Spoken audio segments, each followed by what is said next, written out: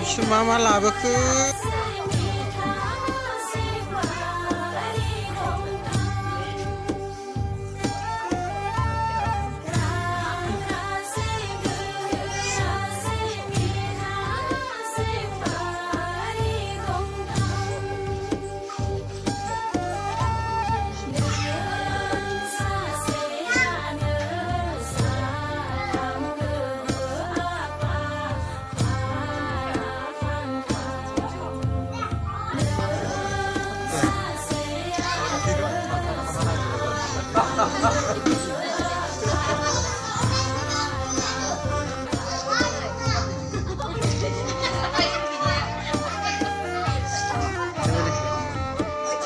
बिथांमोना जोंहा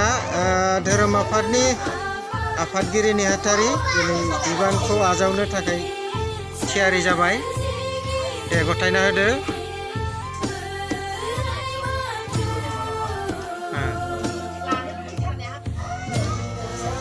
दिनैनिफ्राय नै बिथाङा जोंनि अनजालिपारा गामिनि धोरोम आफादनि